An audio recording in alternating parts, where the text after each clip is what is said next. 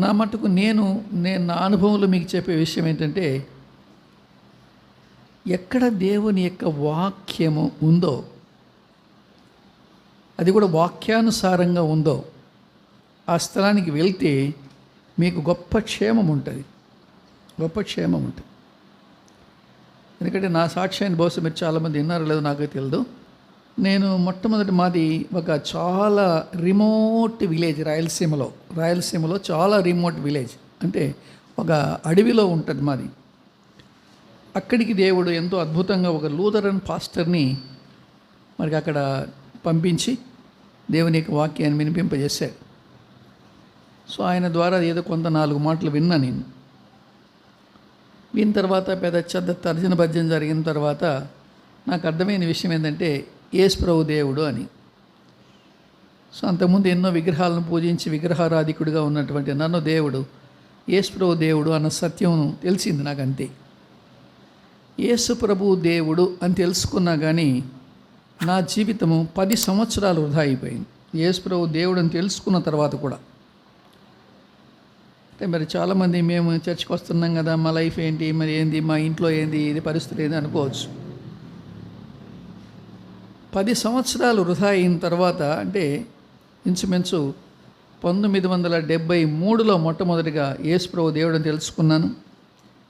Lutheran pastor ఎట్లాగే నాకు ఈ నీళ్లు జల్లి బాప్తిసం ఇచ్చేసాడు. ఈ టేబుల్ మీద ఇట్లా టేబుల్ ఉండేది, ఆ టేబుల్ మీద ఇంత చిన్న ప్లేట్ ఉంది, ఆ ప్లేట్లో నీళ్ళు ఉన్నాయి. 3 సార్లు ఇట్లా మీద జల్లేసాడు. ఈ రోజు నుంచి నువ్వు క్రైస్తవుడు పో అన్నాడు. అది నా క్రైస్తవ జీవితం ఆరంభమైంది. ఇది 1983లో 79లో నిజమైన రక్షకుని తెలుసుకోగలిగాను, నా ఆత్మలో ఆయన చేర్చుకోగలిగాను.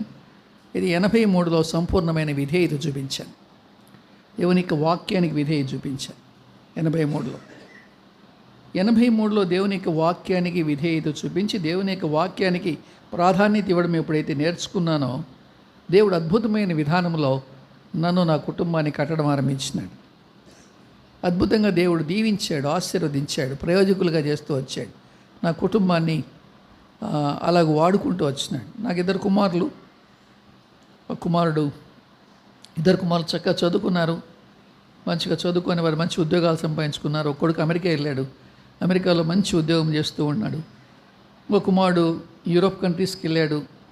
స్వీడన్లో దాదాపు ఒక 4 సంవత్సరాలు ఉన్నాడు. అక్కడ జాబ్ సంపాదించుకున్నాడు. చాలా మంచి పరిస్థితిలో ఉన్నారు. అయితే ఒక కుమారుడు 3.5 సంవత్సరం అమెరికాలో ఉండిన తర్వాత నెలకి 16 లక్షల జీతం ఆయనకి. నెలకి 16 లక్షల జీతం. Daddy, I don't want to waste my life అన్నాడు. నా జీవితాన్ని వృధా చేసుకోవడం నాకు ఇష్టం లేదు డాడీ అని. ఏమైందిరా అని అంటే, నేను వచ్చేస్తున్నా డాడీ ఇండియాకి అని. ఎందుకనంటే నేను ప్రభుని సేవించాలను. 16 లక్షల రూపాయల జీతాన్ని వదులుకొని కంపెనీ వాళ్ళు బతిమలాడుకొని, కంపెనీ వాళ్ళు రిజిగ్నేషన్ చేస్తే యాక్సెప్ట్ చేయలే. నీలాంటి వాడిని మేము పోగొట్టుకోము. నువ్వు జీవితాంతం ఇక్కడ ఉన్న నీ లైఫ్తో నీ ఏజ్తో లిమిట్ లేకుండా కంపెనీలో నువ్వు బతికినంత కాలం పెట్టుకుంటామని చెప్పినారు వాళ్ళు. వాళ్ళ నమ్మకత్వాన్ని బట్టి వినలేదు.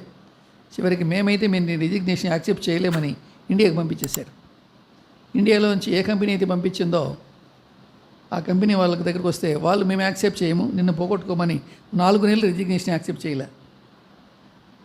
చివరికి వినలేదని వాళ్ళు ఒప్పుకున్నారు. ఆయన ప్రస్తుతం ఒరిస్సాలో సేవలో ఉన్నాడు. ఒరిస్సాలో ప్రభువుని సేవిస్తూ ఉంటాడు. దేవుని వాక్యము అనేది చాలా ప్రశస్తమైంది. ఇంకో కుమారుడు స్వీడన్లో ఉండగా మేము చెప్పాం, నాన్న ఎక్కడ నుండి అక్కడ సరైన సహవాసం ఉండదు, వచ్చేయమంటే వచ్చాడు. బెంగళూరులో జాబ్ చేస్తూ ఉన్నాడు. మ్యారేజ్ చేసాము. ఇద్దరికి ఆయనకు ఒక అమ్మాయి, ఒక అబ్బాయి, ఈయనకు ఒక అబ్బాయి, ఒక అమ్మాయి, ఇద్దరు వీళ్ళకిద్దరు. మరి ఇప్పుడు ప్రస్తుతం హైదరాబాద్లో ఉంటూ సాఫ్ట్వేర్ ఇంజనీర్గా పనిచేస్తూ ఉద్యోగం చేస్తూ పరిచయలో ఉంటున్నాడు.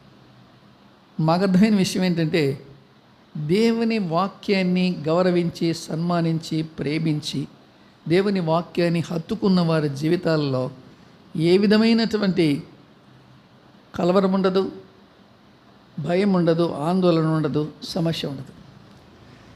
దేవుని వాక్యం లేని జీవితంలో ఏం లేదు.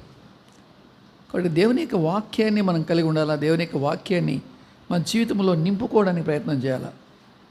కాబట్టి దేవుని యొక్క వాక్యానికి చోటిద్దాం. సో అది నా ఇక ఉద్దేశం.